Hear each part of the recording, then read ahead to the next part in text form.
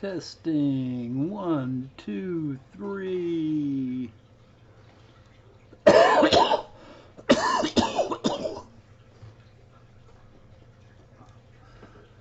Is there anybody out there? Hey, Steve Shrimpy, Super Shrimp, Shrimpery, and more. Welcome to the stream, man. Hey, Laura, welcome to the stream. Jamie McDonald, good afternoon to you yourself, and welcome to the stream. I thought I'd kick it off a little bit early today. My wife's going to be bringing groceries home pretty soon, and I'm going to have to help her when that happens, so I figured I'd get a little bit of an early head start. How is everyone doing on this? Well, here it's a gray and rainy Saturday. Once again, I have no axe to grind. I've enlarged, made larger the picture. Hey, Sharon Gregory, welcome to the stream. I've made the picture a little larger today because hey, Coronakin, welcome to the stream. You're welcome to lurk, but you're going to miss the pictures in the picture book. Jamie says he's in Massachusetts and it's dreary out. Yeah, it's dreary out here today too, but it feels like spring. The birds are singing, the trees are budding out. I'm pretty overjoyed to have survived yet another winter, and although I'm sure winter's going to have another slap or two at us, I think it's pretty much over and done with. We may have jumped into a new growing zone here in southern Indiana. We may be subtropical now, the way things are going. Laura says she's sick of the cold here and can't wait for it to get warmer. Yep, it's coming warm. Pretty soon we'll be moaning and groaning about how hot it is and how we wish it would cool off. I'm one of those people that would always rather be too warm than too cold, so I always bite my tongue in the middle of summer when it's blazing hot. Hey Kyle, welcome to the stream, man. A little news on Lucas's video that he did with the elder statesman of fish keeping in the Indianapolis area. Mr. Grimes, I think. I posted on his video how awesome it was, and he told me that the RU2s are the RU2s are ready to go, and I told him we were ready for them.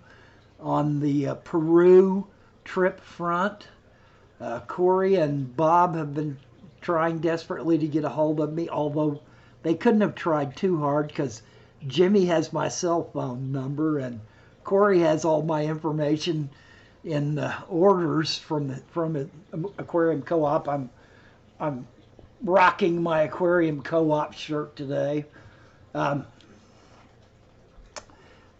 Evidently, the planning stages of the trip are in effect, and they formed a Facebook group which sadly, I'm unable to join or get into. They invited me to it on Facebook, but it won't allow them to accept me, and I'm not sure what's going on. I don't spend a whole lot of time on Facebook, but I'm sure we'll work it out. Corey pretty much gave me the gist of what they had talked about so far, and I gave him my feelings about the matter. Their normal 8-day trip, which is a 7-day trip, which is what we're doing, has a 2-day.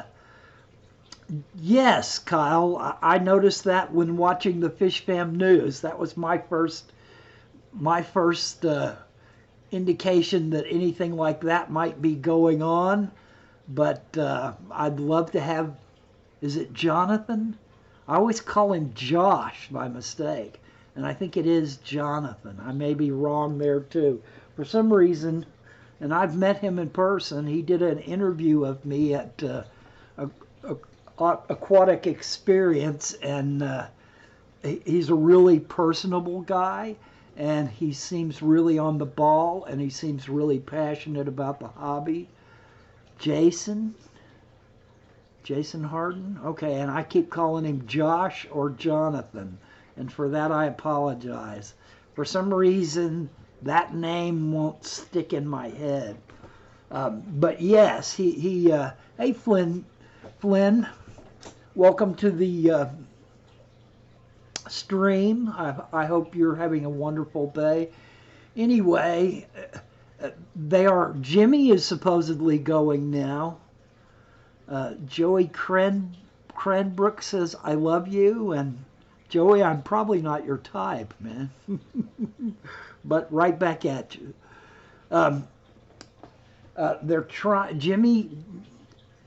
Corey must have convinced Jimmy that he had to go. So Jimmy is supposedly going now. And they're trying to talk Corvus, Joel, into going as well, which I think would be an amazing group to go with.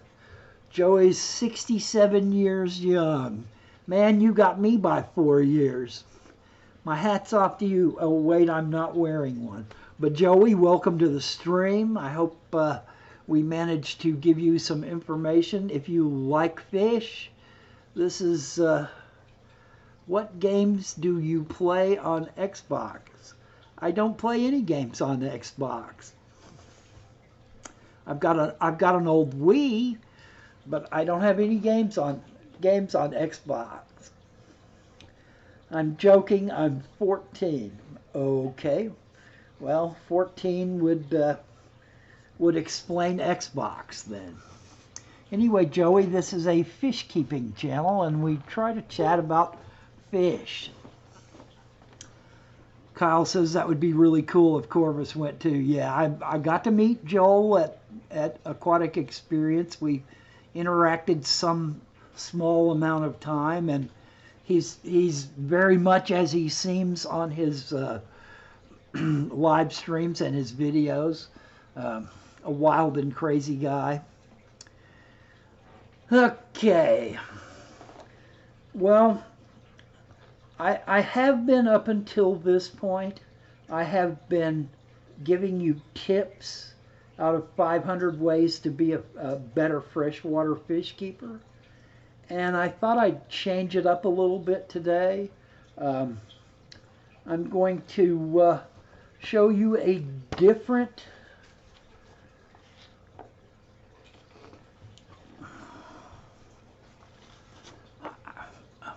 Joey, you're welcome to talk about fish, but we kind of try to keep it on topic here. And as Kyle has obviously showed you, I'm going to change it up a little bit here now. I made my screen a little larger so I could show you guys this. This is a Tetra Aquarium Digest. It is a periodical from, let's see, I got this one at the Reef Pet and Supplies for $2.99. This is published by Tetra Press. Distributed in the U.S. by Tetra Sales, 201 Tabor Road, Morris Plains, New Jersey. In the U.K., the Tetra Sales, Lambert Court, Chestnut Avenue, East League, Hampshire. In Canada, Rolf C. Hagen Incorporated, 3225 Sartland Street, Montreal, Quebec.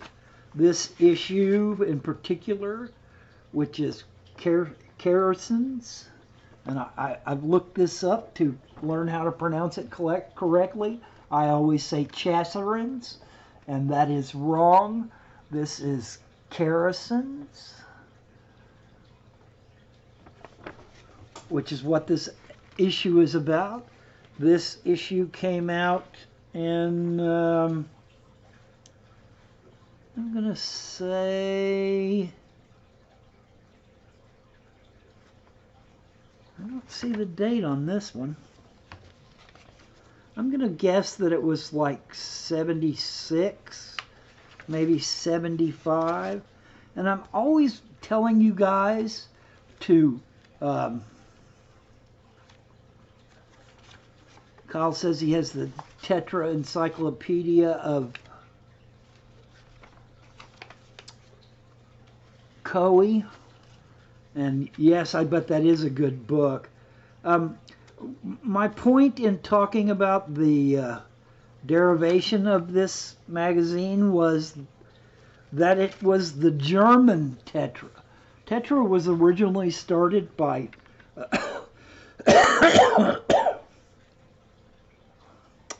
I think his name was Erlich Banisch, and has since been sold a couple of times. Hey Chaz, welcome to the stream. I'm glad you has the internet, man. We're gonna be coming down towards you here pretty soon.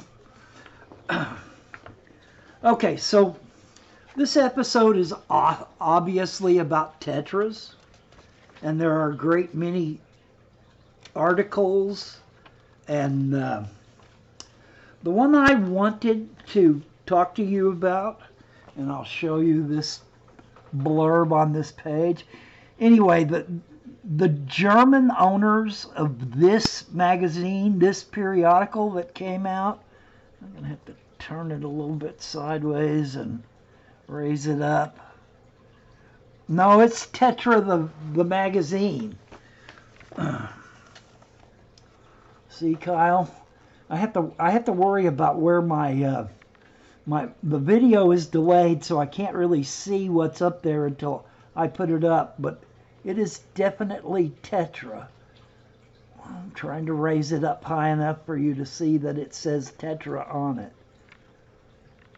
And it's not very clear. There you go. There you can see the Tetra. So it is a periodical that was put out by Tetra when it was owned by the Germans. And there are several advertisements in it. And yet this periodical was one that I waited for with bated breath every month, because it contained some of the best information on Tetras, on Kerosens, on other kinds of fish, on new fish that were being introduced into the hobby, on care of the fish that were already in the hobby. So I'm going to read you a little bit of At Home with the Neon Tetra. Yeah, Chaz, they are a great company. But they're an American company now. And this was put out by a German company, Tetra, before it was sold to the Americans. I have called the American company and spoken to them at length about this periodical, and they have no idea what I'm talking about. So I'm thinking that I am free to talk to you guys about it and read little bits and blurbs from it. Even though I can't tell you to go buy this, you will find Aquarium Digest International on Amazon, different parts of the whole collection. I happen to have the whole collection, and these some of them that I have now are reprints. I'm going to say Tetra just because they've been around so long. I don't know if you can see this. I have to wait for the light to hit it. But this is a reprint cover, and that's 14, which I'm going to blurb into a little bit too. And these were the original covers about 4 or 5 years in. This is long after the original start issues. But I waited for these with bated breath because of how much their Tropical Fish Hobbyist was out. There were lots of other, slick magazines that were out. But this little periodical had so much information in it, jam-packed with information by people that had been there and done that, by people who were movers and shakers in the hobby.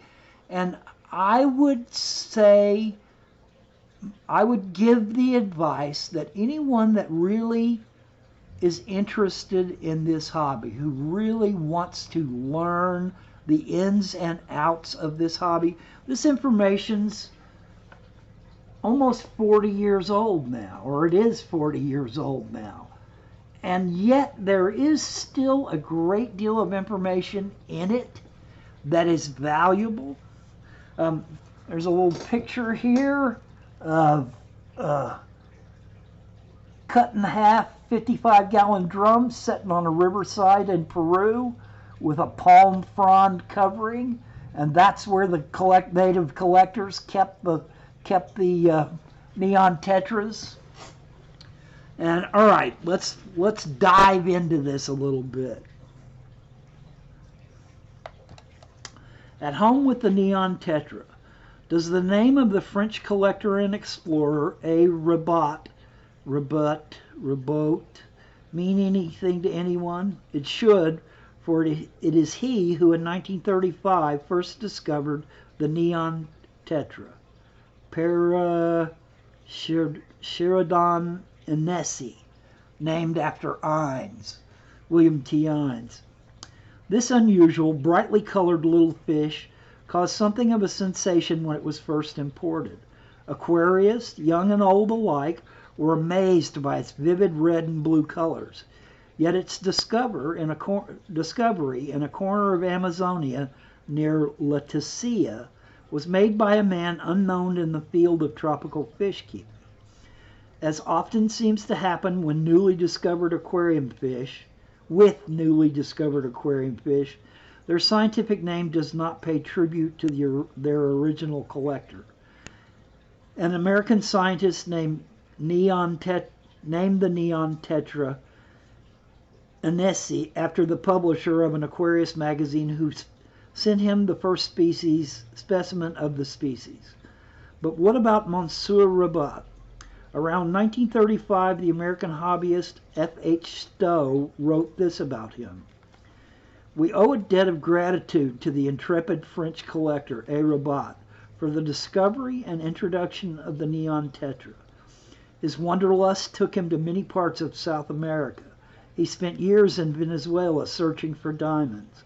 At other times has hunted crocodiles for their skin and collected butterflies. It is hardly possible to find an outpost of civilization in Brazil, Venezuela, or Colombia which was not frequently visited by him. Somehow the French collector came to Lecta, a town that borders on Brazil, Venezuela, and Colombia. For a time he lived in a house of a carpenter friend of his. One day an Indian woman brought him an earthenware pot containing the first neon tetras to be seen by a white man. Rabot was not a collector or a dealer of tropical fish, but he realized how this novel fish might become very popular within the hobby of the aquarium fish keeping.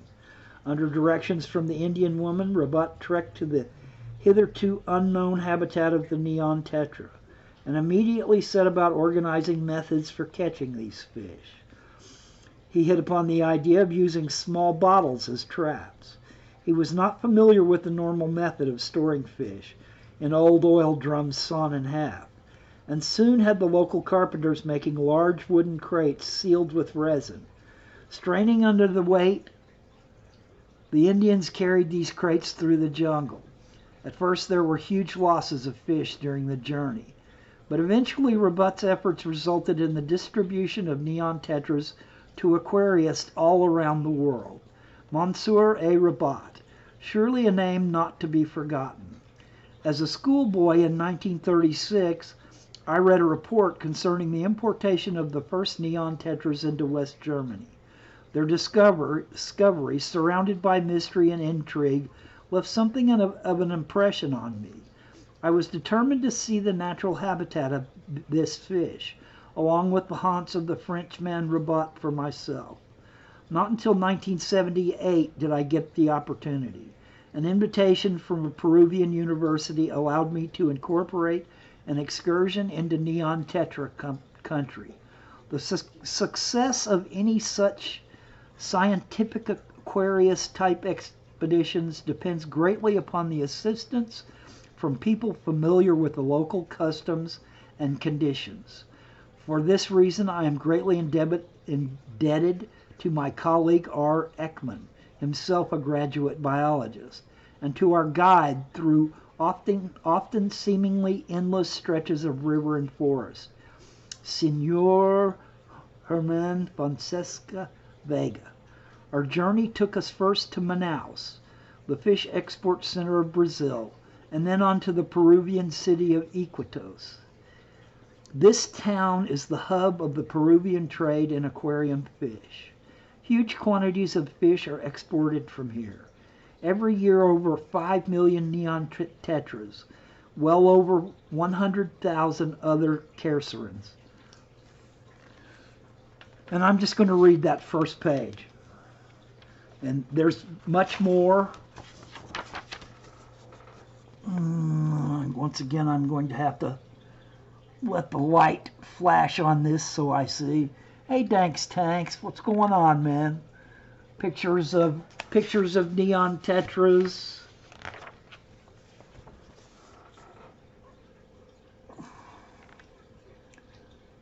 And pictures of local natives and the methods of transportation that they used, the fish that they caught to live off of.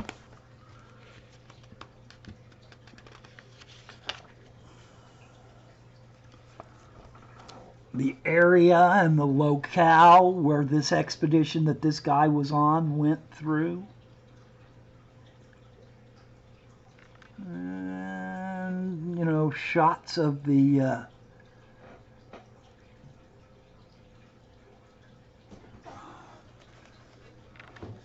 Kyle, I've talked to Tetra, the American company.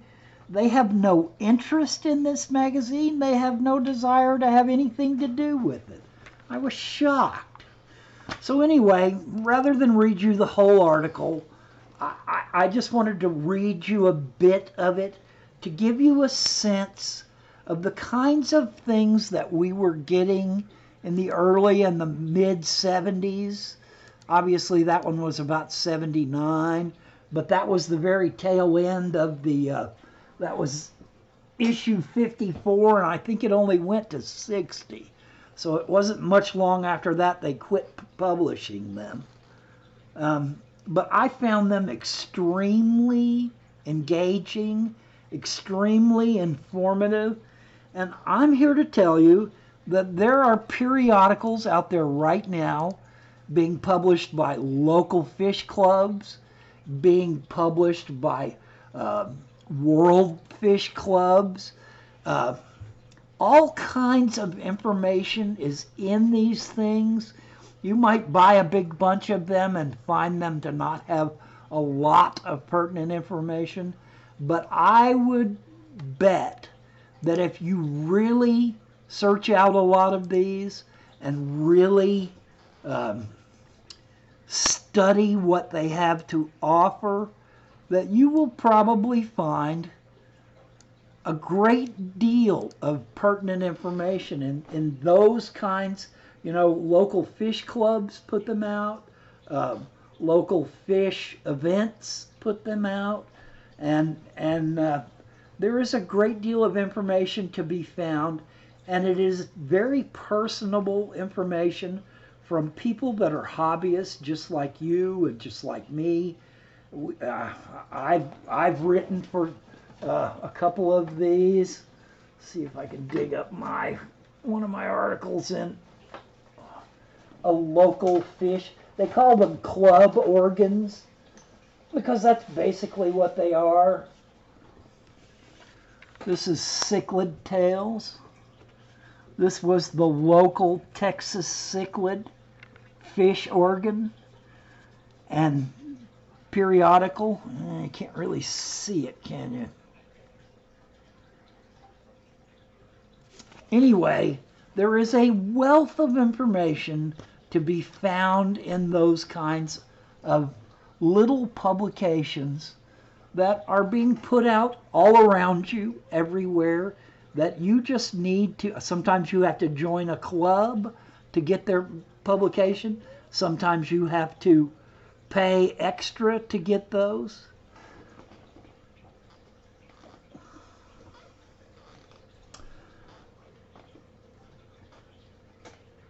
Chaz wants to know what fish make great tank mates for tetras.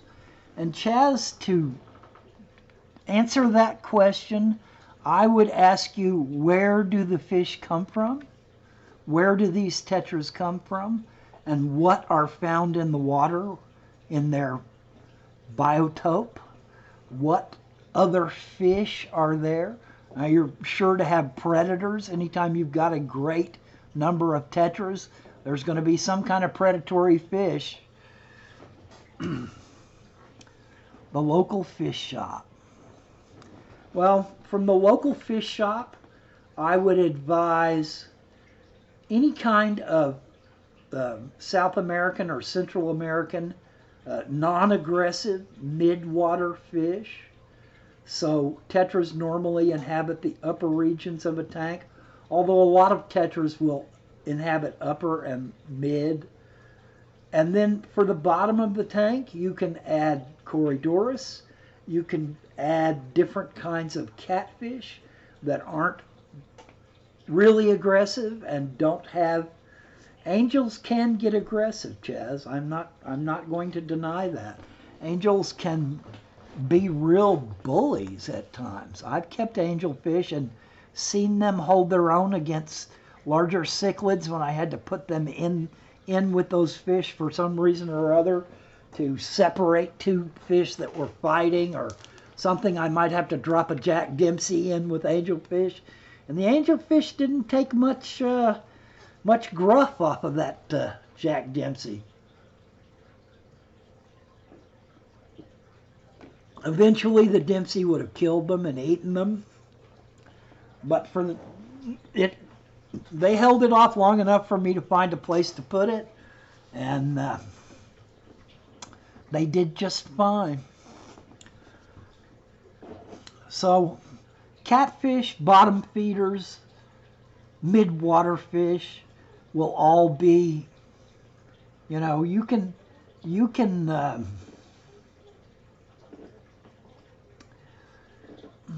I'm trying to think what. In my own tank, the 110 gallon, I have two different kinds of tetras. I have pencil fish, which some pencil fish get pretty big, but they make a good tank mate for tetras. They tend to school away from tetras, and they're not very big, although some of them can get bigger. But pencil fish are a very interesting species as well. And there are a lot of different kinds of pencil fish, and some of them can get big enough to be impressive. And for the lower water, like I said, catfish, Corydoras, bristlenose, ancestris.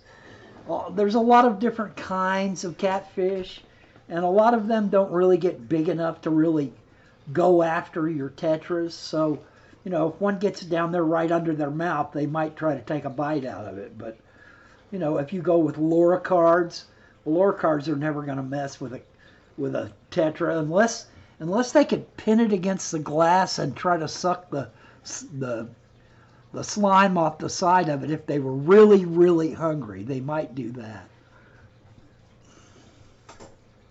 I hope that answers your question.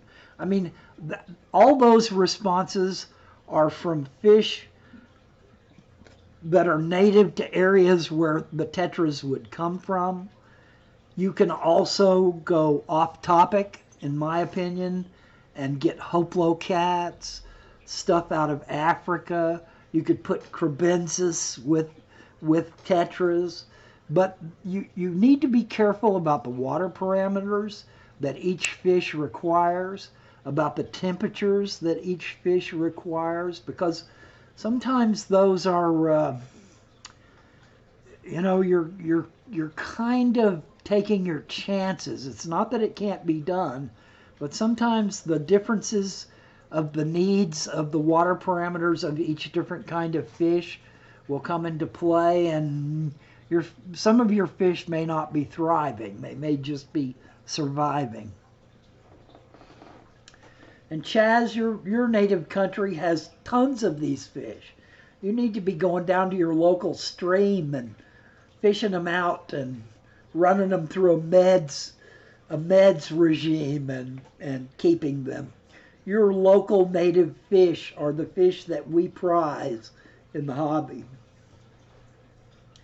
And that works both ways.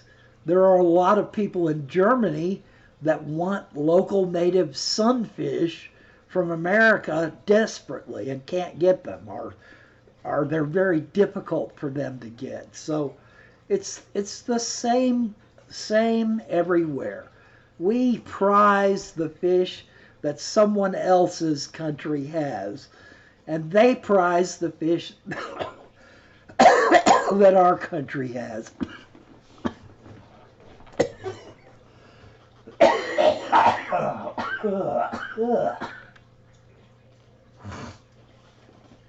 Ooh.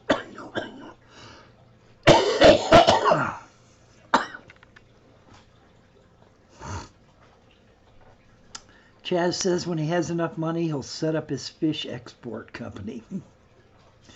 Yeah, that's an expensive hobby there, Chaz. You can pay thousands and thousands of dollars and then have to bribe a bunch of people to get something like that set up. But I am really looking forward to coming to your country, Chaz. I really am excited about the potential of fish collecting in Peru.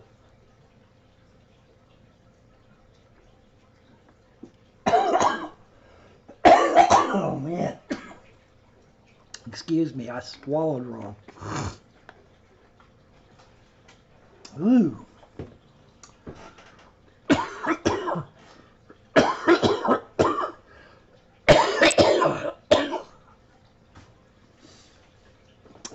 So that's about it for what I had on offering today. If you guys have questions, we can answer them. Otherwise, I can find something else to ramble on about. I think that neon tetras are not that well understood, and little magazines like that one had some great information in them about where they were collected, what the parameters of the waters they were collected in were. And I don't want to sit here and read the entire article. Even I know that, understand that that's plagiarism to a point past where I don't think I want to go. What I want to do is give you enough information so that you are encouraged to go out and seek that very information from people and periodicals and magazines and books that you do have at your fingertips. Books and magazines have gone kind of out of favor. Everything's electronic.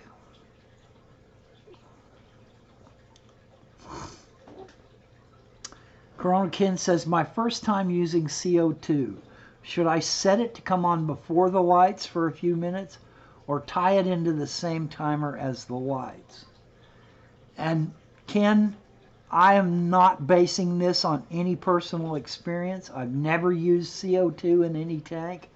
It's obvious that my plants reflect that.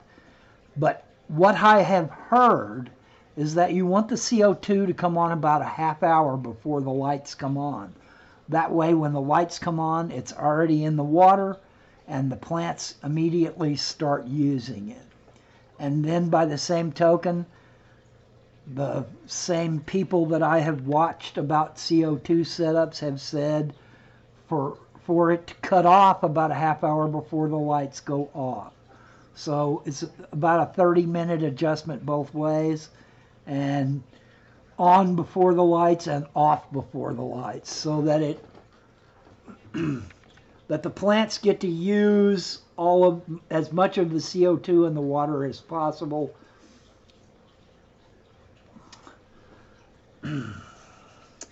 Sharon asks, is fluval an okay substrate for cories? And Dank Tanks answers, yep, fluval will be fine. I've not got a great deal of experience with fluval. So, and yes, Dank says, but all cories very much enjoy sand. And that has been my experience with cories, is that they love to bury themselves right up to the eyeballs in sand and dig around under the surface. I'm sure they're looking for worms and other edibles that have gotten back down into the sand itself. I had thought pretty hard about putting cories in my 110-gallon, my Rio Tapajos. It's not a biotope because everything in there is not from the Rio Tapajos. The reed tetras aren't. The teleocyclas that I've got are from the next river over. But I had thought hard about putting a group of cories in there. And one of the reasons why is because I put that sand in there. But fish are used to sand, most of them. And Dank Tank says I have a bunch on Eco Complete, do just fine. And Corona Ken says my cories do fine with Eco Complete. And I'm also an Eco Complete fan. It's in all of my tanks.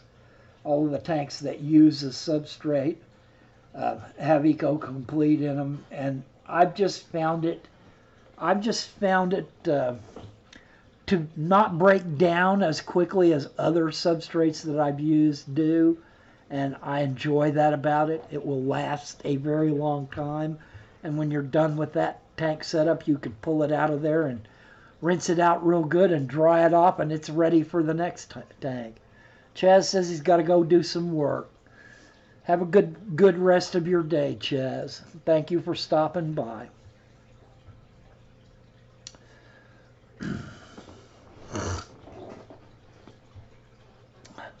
I used sand for the first time, and I was very hesitant to do so because in the older days of my fish keeping, I always had bad luck with the anaerobic bacteria building up in corners that I couldn't get to stir up. And so this time what I did was I put down a piece of foam an inch thick on the back part of this tank and set my rock work on top of it. And then the front 2/3 of the tank I filled with sand. So that way I can get to all of the sand and I'm not concerned about any anaerobic bacteria building up and producing sulfuric gas in the tank. Sharon Gregory says, I have heard that hard water is not good for moss. Any thoughts? Dank says, all I know is I've seen L.R. Bretz grow moss before he did his water system, and he had real hard water, and I would echo that. I think moss loves hard water because it's got a lot of calcium in it that it can use. All the tanks I have are running 400 TDS, maybe even 450 TDS, and they have moss in them and it does just fine. I think the problem is if you suddenly change the water that the moss is growing in, you're going to have some dieback, just like you have meltback and dieback on plants.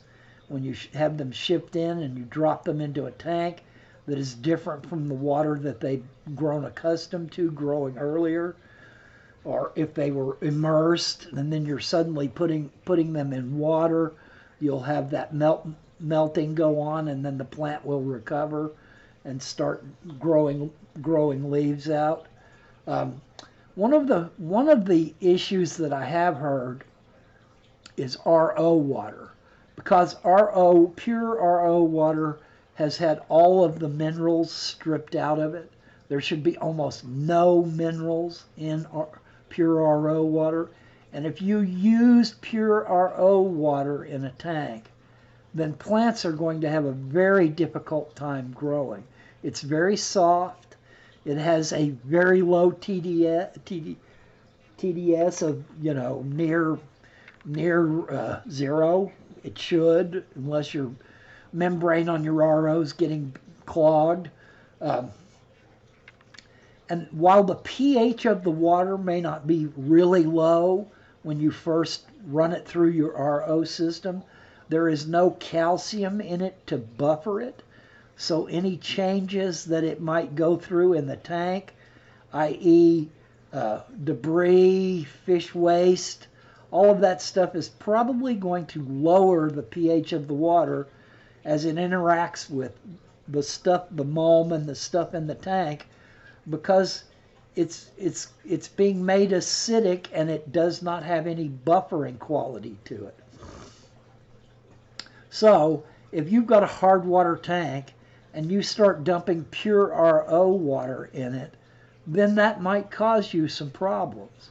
And I've been interested while I've been watching Lucas's live streams to see if any of his plants are having trouble, because he's basically on pure RO now. Now, he may treat it. He's got some big trash cans that the water sits in, and he may remineralize it while it's in that water, in that can, before it goes to the tanks themselves. Corona Ken, thanks for stopping by, and you have a great week too, man.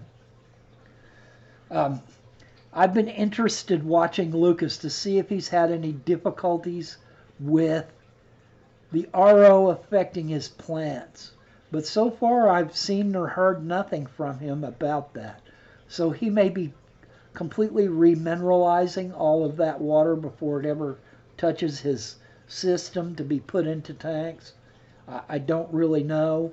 I've kind of thought about broaching it to him before, but I've not really heard him say anything about it. So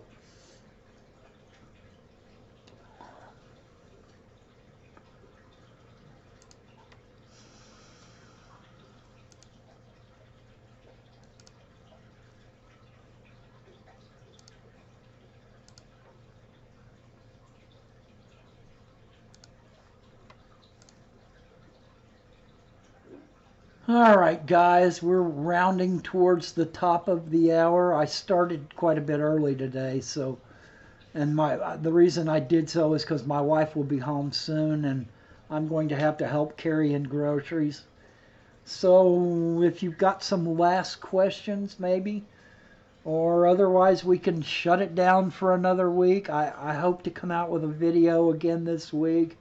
I have some. I might film my wife moving the babies from what was our quarantine tank to the larger 75-gallon tank, the baby rainbows that we surprisingly got. Kyle says hard water can be bad for plants, though only because the way cells allow minerals to absorb. Normally, carbonates and calciums overwhelm the cell walls and inhibit absorption of other minerals. Okay, I cannot argue that statement. It makes sense to me. I've tried to tell you guys that I have a brown thumb and that the only thing that I can really grow is moss. So take it with a grain of salt when I give you advice about plants. I have had some luck with plants, but very little. My wife, on the other hand, can stick a stem in the ground and grow it. I on the other hand, cannot. I can grow vegetables out of a garden. Steve's Shrimpy Super Shrimpery and more says, thanks for the stream, Dwayne. Always enjoy it. And by the way, I would recommend to all of you to check out everyone that's in the stream and see their website and their YouTube sites, and you guys have a good weekend, have a good week, and good luck with fish keeping. Thanks for stopping by and sharing some of your time with me. I hope I've made it meaningful enough.